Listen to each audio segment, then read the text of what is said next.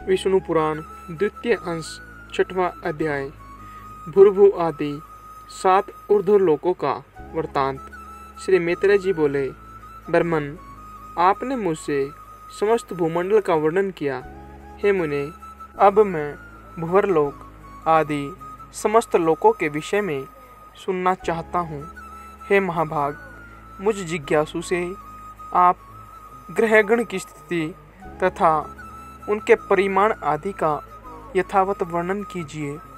श्री पराशर जी बोले, जितनी दूर तक सूर्य और चंद्रमा की किरणों का प्रकाश जाता है, समुद्र, नदी और पर्वत आदि से युक्त उतना प्रदेश पृथ्वी कहलाता है।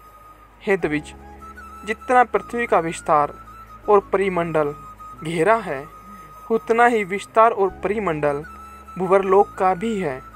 हे मित्र, पृथ्वी से 1,00,000 योजन दूर सूर्यमंडल है और सूर्यमंडल से भी 1,00,000 योजन के अंतर पर चंद्रमंडल है।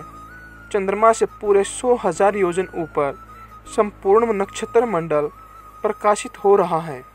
हे ब्रह्मन, नक्षत्र मंडल से 2,00,000 योजन ऊपर बुध और बुध से भी 2,00,000 योजन ऊपर शुक्र स्थित है। शुक्र से इतनी ही दूरी पर मंगल है और मंगल से भी 2,00,000 योजन ऊपर बृहस्पति जी हैं। हे द्विजोत्तम, बृहस्पति जी से 2,00,000 योजन ऊपर शनि है और शनि से 1,00,000 योजन के अंतर पर सप्तऋषि मंडल है तथा सप्तऋषियों से भी 100,000 योजन ऊपर ध्रुव मंडल स्थित है। हे महामुने, मैंने तुमसे यह त्रिलोकी की उच्चता के विषय में वर्णन किया। यह त्रिलोकी यज्ञफल की भोग भूमि है और यज्ञ अनुष्ठान की स्थिति इस भारतवर्ष में ही है।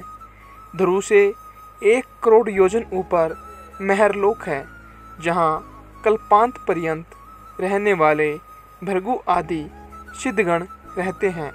हे मित्र, उससे भी 2 करोड़ योजन ऊपर जनलोक है, जिसमें ब्रह्मा जी के प्रख्यात पुत्र निर्मलचित सनक आदि रहते हैं। जनलोक से 4 गुना अर्थात 8 करोड़ योजन ऊपर तपलोक है। वहाँ विराज नामक देवगणों का निवास है, जिनका कभी दाहन नहीं होता। तपलोक से 6 गुना अर्थात 12 करोड़ योजन के अंतर पर सत्यलोक सुशोभित है, जो ब्रह्मलोक भी कहलाता है और जिसमें फिर न मरने वाले अमरगण निवास करते हैं। जो भी पार्थिव वस्तु चरण संचार के योग्य है, वह भूर्लोक ही है। उसका विस्तार मैं कह चुका। हे मुनि श्रेष्ठ, पृथ्वी और सूर्य के मध्य में जो सिद्धगण और मुनिगण सेवित स्थान है, वही दूसरा भूवर्लोक है। सूर्य और ध्रुव के बीच में जो 14,00,000 योजन का अंतर है, उसी को लोक स्थिति का विचार करने वालों ने स्वर्लोक कहा है। हे मित्र, ये भू, भुव, स्व, कृतक त्रैलोक्य कहलाते हैं और जन, तप और सत्य ये तीनों अकृतक लोक हैं।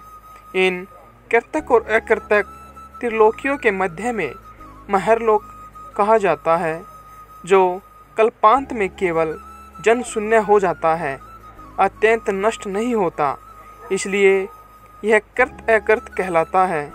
हे मित्र, इस प्रकार मैंने तुमसे ये 7 लोक और 7 ही पाताल कहे। इस ब्रह्मांड का बस इतना ही विस्तार है। यह ब्रह्मांड कपित्थ है, कैथे के बीज के समान ऊपर नीचे सब ओर अंडकटाह से घिरा हुआ है। हे मित्र, यह अंड अपने से 10 गुने जल से आवृत है और वह जल का संपूर्ण आवरण अग्नि से घिरा हुआ है। अग्नि वायु से और वायु आकाश से परिवेष्टित है तथा आकाश भूतों के कारण तामस अहंकार और अहंकार महतत्व से घिरा हुआ है। हे मित्र, ये 7 उत्तरोत्तर एक दूसरे से 10 गुने हैं। मैं तत्व को भी प्रधान ने आवर्त कर रखा है। वह अनंत है तथा उसका न कभी अंत नाश होता है और न कोई संख्या ही है, क्योंकि हे मुने वह अनंत, असंख्य, अपरिमेय और संपूर्ण जगत का कारण है और वही पराप्रकृति है। उसमें ऐसे ऐसे हजारों, लाखों तथा सैकड़ों करोड़ों ब्रह्मांड हैं। जिस प्रकार काष्ठ में अग्नि और तिल में तेल रहता है, उसी प्रकार स्वप्रकाश चेतन आत्मा व्यापक पुरुष प्रधान में स्थित है।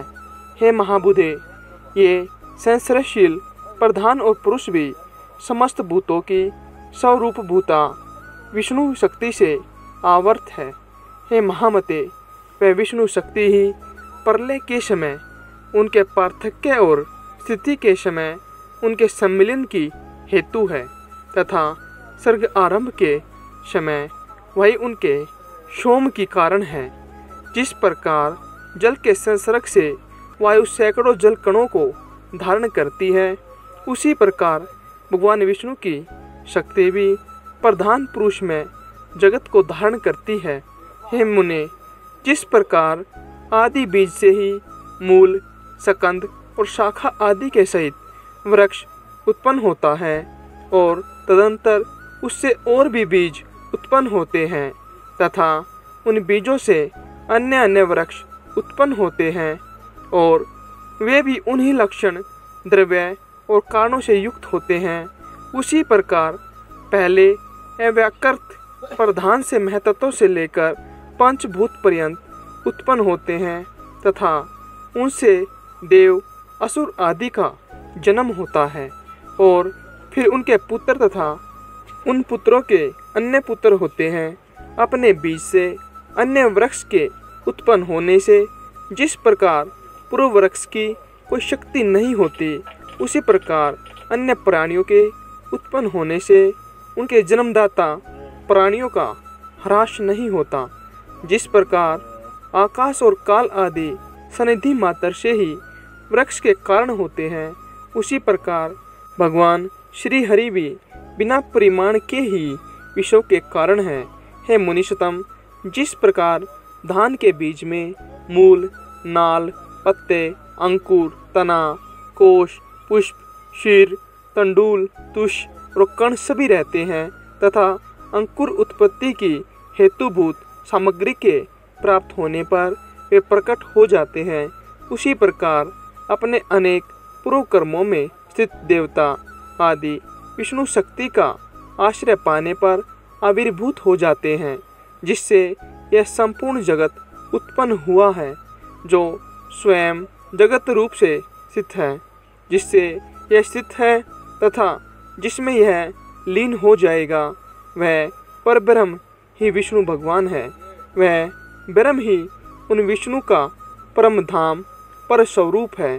वह पद सत और असत दोनों से विलक्षण है तथा उससे अभिन्न हुआ ही वह संपूर्ण चराचर जगत उससे उत्पन्न हुआ है। वही अव्यक्त मूल प्रकृति है, वही व्यक्त स्वरूप संसार है। उसी में यह संपूर्ण जगत लीन होता है तथा उसी के आश्रय स्थित है। यज्ञ आदि क्रियाओं का कर्ता वही है।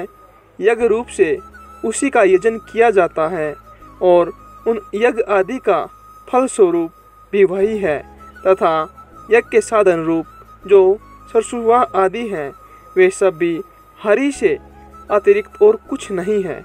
यहाँ विष्णु पुराण के द्वितीय अंश का 6वां अध्याय समाप्त होता है।